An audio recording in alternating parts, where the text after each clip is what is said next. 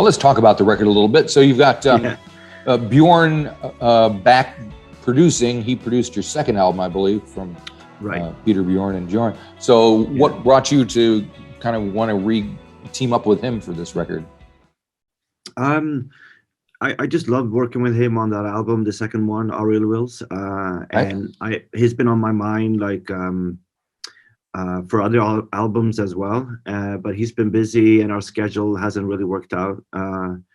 So this time around, I just felt that the way we want this album to sound like, and I had talked about it, it just fit really well with our sound, a vision of how we wanted it to sound. And just his, our schedules, and he now took over this beautiful studio in Stockholm, and it's a great place. I've been working there a bit, so it was just a perfect match of us getting back together, basically. So when he's very good with this sort of detailed, minimalistic sort of sound that we wanted for this one. Right. And so, what kind of sound did you tell him that you wanted? How did you communicate that to him? I basically just told him that we wanted us. I told him that we're really good live. We really like how we sound like live is really great, and also how we sound in our little dirty, small rehearsal space. Right. That sort of, and we just. It's a harsh sound in that room. It's kind of sharp, but we just like. The transition from rehearsal space to the studio not to be too it's too what do you call it, like just we didn't want it to change the sound to change too much from one to the other. Because I noticed if you just listening to the first track, as far as away as possible, there is this kind of I'll say the word cold, but not in a negative way, kind of post-punk feel to the way you guys sound. I think that might be what you're alluding to when you're talking about that sound that you want to carry on. So, but it's also very melodic. So it's an interesting combination of that. Joy Division came to my mind a little bit because I'm an old guy and I've heard them quite a bit. So is that the kind of sound that you're looking for?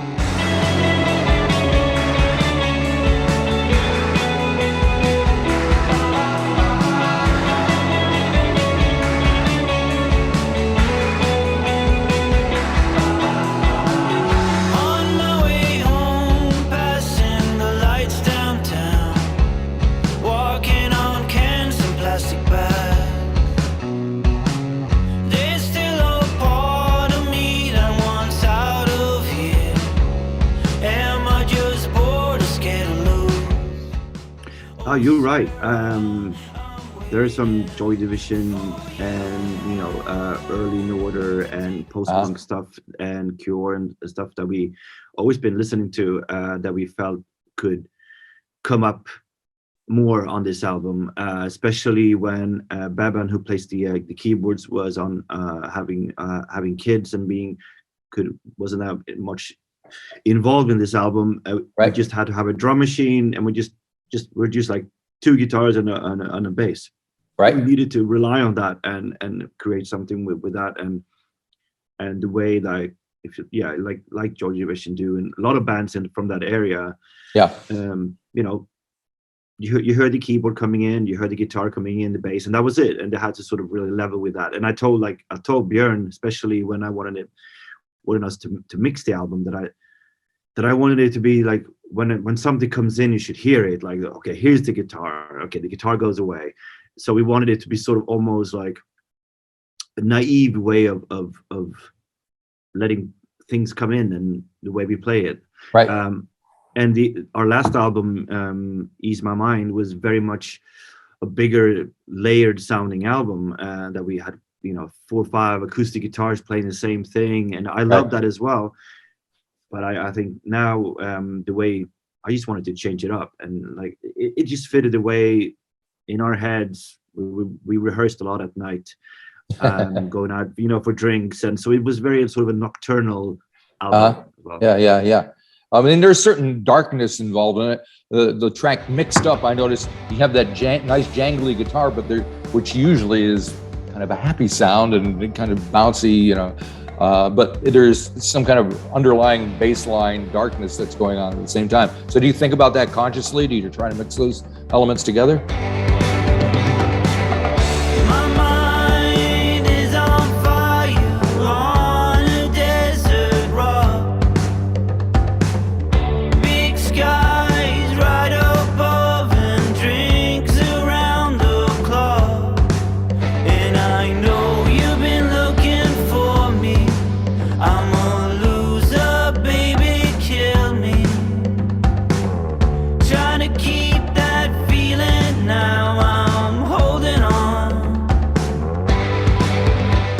I think that was just the way my songwriting started 20 years ago. Right. And I don't know if I think that that's my personality. I think that's I was just drawn to that, and I just perhaps maybe right away I just I love listening to Chet Baker songs. How it's sad, but there's something sweet. There's something like I'd love, like if you listen to Pet Sound album, it can sound very like cheerful with all these funny instruments and arrangements, but the lyrics are so sad and melancholy, and I always been drawn to that sort of way of writing music, to write something fully happy or sad that doesn't really if it's too dark, I always have like a black humor in there. Gotcha. Yeah, like mixed up, I sort of do a little homage to Beck. Yes, I saw that. I'm a loser in there. Yeah, and so I need a little bit extra humor in that as well. But it's not a regular sad song. That song is actually it was written in Melbourne, and there's a Westgate Bridge. I sing about the Westgate Bridge there, and also my time there, and it was a good time, but I felt a bit lost as well. So. So speaking of homages, so is High as a Kite, is there a Pixies homage in there? Where is my mind kind of thing? Where is my mind? I'm down the list of suggestions. If it's not love, why am I falling apart? I love that song, but it didn't sound like it, but the line was there, so I couldn't ignore it. No, you're right. You're right. It actually, I realized that later, that it just came out. I was more focused on the other line, like, God, I can't remember my own lyrics. Where is my mind? I'm down the list of suggestions. Like, I really like looking for answers, and it just, I don't know, but yeah, I'm not I haven't listened to Pixies that much, but that song is of course. Yep, that's the one everybody knows. Yeah, but it's great. It's great. Now Beben does sing one song, "Sky and I." So I don't have the credits as to who wrote what, or do all of you contribute to writing, or is it all you, or did she write that, or how did it work? Let me stay in this feeling. Please don't ask me why. No one knows who I am. It's between the sky and I. It actually, Sky and I wrote the lyrics first in Swedish, because I had like a part that I really some sentences that I really liked in Sweden. I was just for fun. I was singing that in the studio, and then I turned them into English, and then actually in the mixing, I took away my voice. Just wanted to hear Beben, how her higher octave worked, and it sounded so fragile and so great. And she usually have a sort of a darker, dreamier sort of voice if you listen to her old material. But it was so nice to hear her up there in a different octave. So I just took her away sort of just the last couple of hours before we're done. So it was a last minute thing. Yeah. Yeah, and so the band has been, you mentioned kind of 20 years. Has the band changed much in the way that they work together during that time? Are you guys different people, different ways of interacting with each other than you were when you started? I actually thought about that yesterday when we were rehearsing, and I just felt when we're between those four walls, things haven't changed that much. Right. I can understand that, because, you know, you kind of revert back to what brought you to that, to do that, right? So you become that person again, I guess. Exactly. And it's a good thing and a bad thing, you know. But I mean, we are more, I don't know if the English word is right, coherent. Is that when you're open to more ideas? No. Coherent, it just means kind of conscious, but I'll go with that for now. Just aware, I guess. Aware. Yeah, I mean, we're more aware, and we're more easier to see the big picture. If I come up with an idea, everybody, okay, that, you know, that could work. In the beginning, I think everyone was, including me, were like, oh, that's not going to work. What do you mean? Like, there was a lot of obstacles, and now everybody knows if I have a guitar thing and a melody, like, we can do whatever we want with that, and, you know, see the big picture of everything. So I think that that turned out better over the years. But it's a good way too. I mean, I get a still great, like, goosebumps, or that feeling when we're on the same page and everybody's playing their part and really loving the song. That's what being in a band is all about. It should be, I would imagine. Now, jumping ahead to the sometimes. So there's this distinctive guitar sound that kind of introduces that song, and then the drums they're kind of a tribal thing. So with thinking about Bjorn's production in mind, how did that happen? Is that when that sound is fairly unique and distinctive? Was that something that you guys were going for, or did somebody just start playing it and you build from there?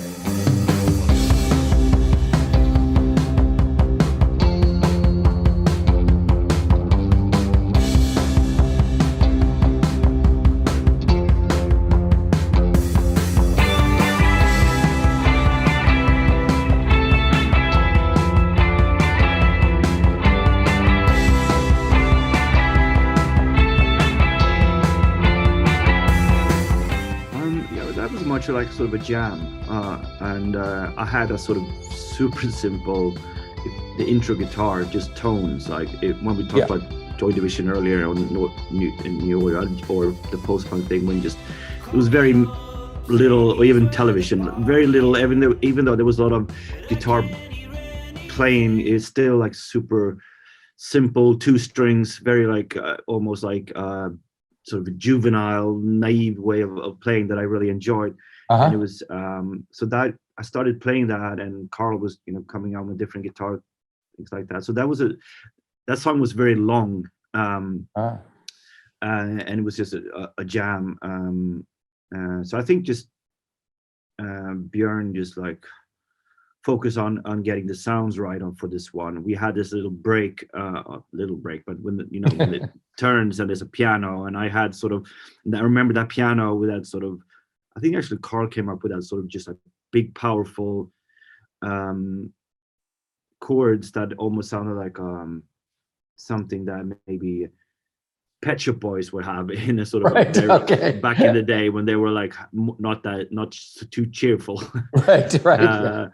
or even like sort of a UK sort of I don't know chord progression, and I'm really happy with that song because it was things going on there, and right. So do you see if you're going to do that live, do you see yourself kind of stretching out and going back to the original longer version? Because band like Television that you mentioned, they used to do that all the time. I saw them quite a few times back in the day, and I bet.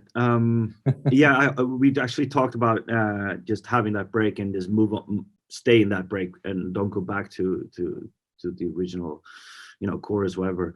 There's a lot of space to do that. We on Saturday when we have this streaming show, we're gonna have a saxophone player coming in. Cool. That played with us a few albums back. So I told him, just like freak out, do whatever you want there, like you stay.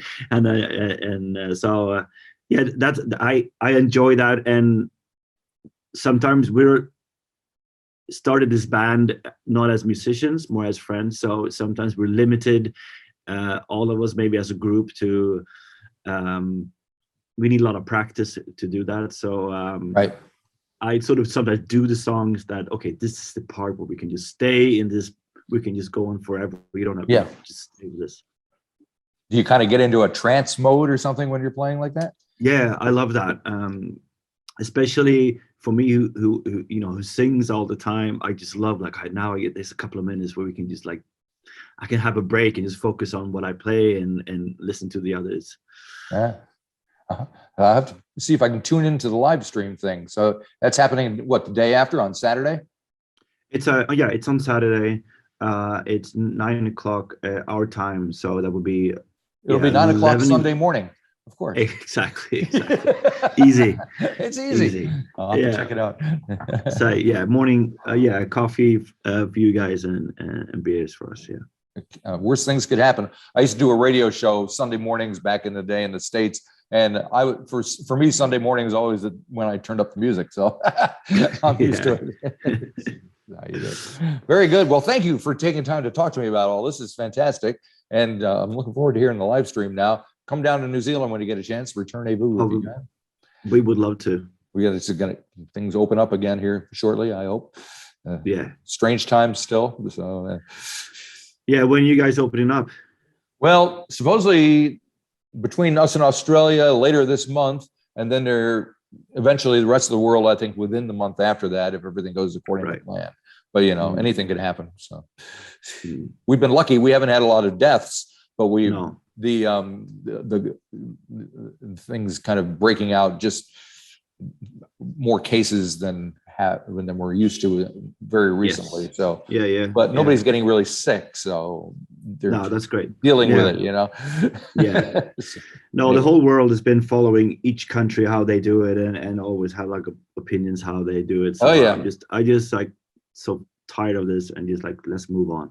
Yep. Sounds good to me. Alrighty. Well, thank you. Let's move on, and good luck with everything. Really nice to meet you, man. You too. Bye-bye. Okay. Cheers. Bye.